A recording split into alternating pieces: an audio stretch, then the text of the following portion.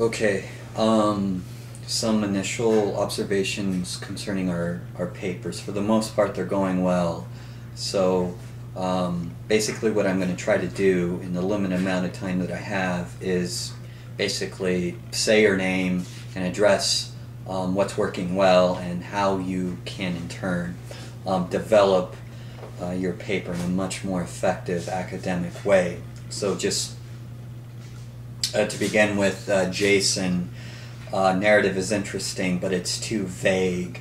You have some interesting key ideas, key terms such as false aesthetics, technology, etc. But I wasn't quite sure whether or not you were addressing the aesthetics of capitalistic culture, or is your paper an economic critique?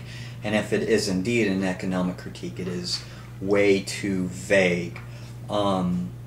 The final two paragraphs, however, would serve as more effective thesis paragraphs, intro, and then your thesis in terms of the kernel that your paper is addressing. And you use things a lot. You need to define these things for your audience. Literally, what are these things that you're addressing? But for the most part, it's an interesting analysis.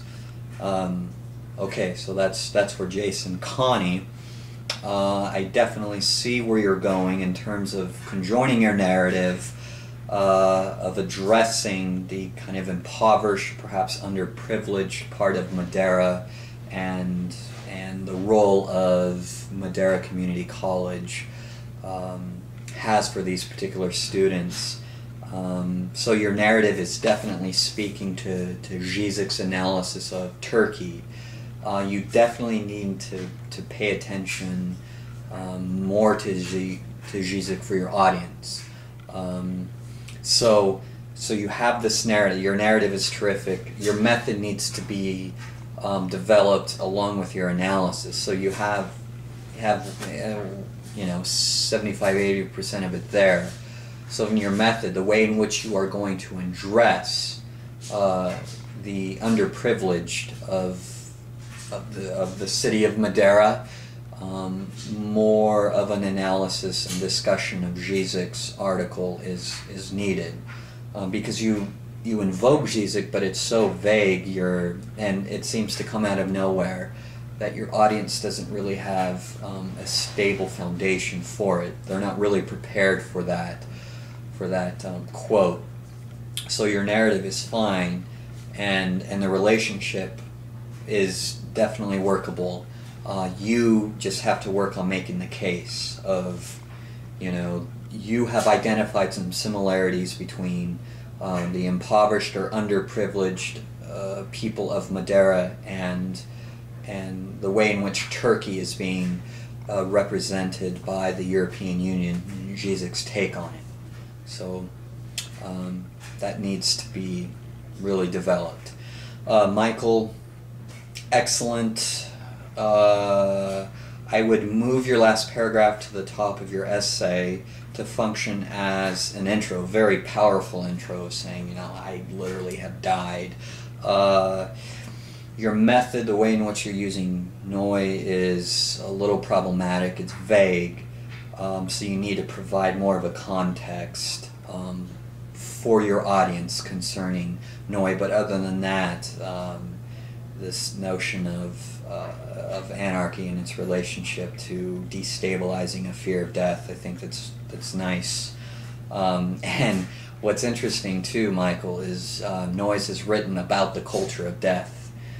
He has this book, I don't know if it was his doctoral dissertation or what, but a nice coincidence. So I'm buying it, absolutely.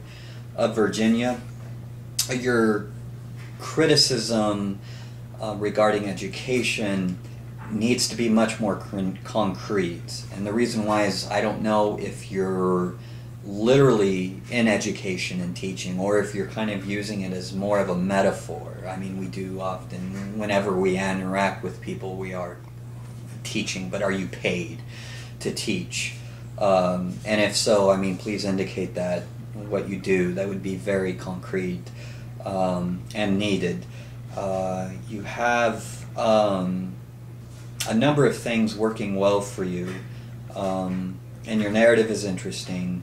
I like this metaphor that you use, the medication of education, and how you're finding it, the medication problematic, and you use noise in Żyzek. I think that's so what I probably want from you more is definitely more of your method. So these authors provide your audience more of a context apropos Żyzek and noise, and how they are helping you concretely address the medication of education. You can even turn that into a title. Nice. So it will help me as a reader if I was a little grounded more in this notion of education. Because right now, as I indicated, I don't know if it's just simply metaphor. It would make it even more powerful if, well, who knows, but just kind of ground me in something concrete. Let's see here. Okay, and if I don't get to all of you, don't worry about it. I'll keep this going.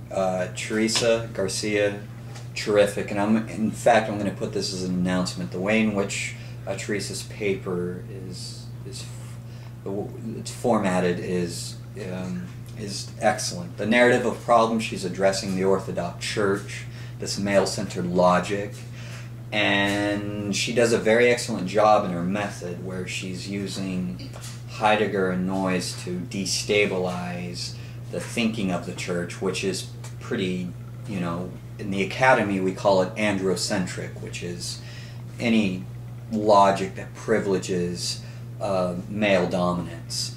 And the relationship between your narrative and your method is absolutely fantastic. I applaud you. Your use of noise is, I think, right on in this particular discussion. And because noise is addressing the problem of hierarchy, and that we need to be heretics, because a heretic would, instead of a revolutionary doesn't really necessarily change the system. There's more of a kind face for a specific group. A heretic, everything evaporates, and you kind of have nihilism for a moment. Start all over. Are there some problems, conceptual problems? Sure, but it's a nice. You're definitely there. So I will put this up so the rest of the class can see. Let me check how I'm doing. Okay, analysis. Deanne, it goes a little off topic. You start talking about prayer. Remember, the analysis should be addressing the implications of noise in Heidegger. So you may want to address, what happens to the Orthodox Church if they were to take you very seriously? Are there consequences of destabilizing a structure that's been in existence for 2,000 years, basically? This male-centered logic. So you need to address the consequences of this. But for the most part, I'm quite pleased with what I've read so far. So I will put, again, Teresa's up so you can see the structure, because it's very evident. Narrative, method, the discussion of our authors, and the analysis, you'll notice, is off topic, but that's okay. I mean, we've been reading some difficult things, and the way in which you brought it into conversation with your analysis of the Orthodox Church is wonderful. So, and some of you, understand noise. It's awesome. Maybe I shouldn't have made it extra credit, but whatever. Okay, so keep up the good work, and hopefully, maybe I'll have a video on a fuller discussion on noise. But very nice work, y'all. Okay, bye.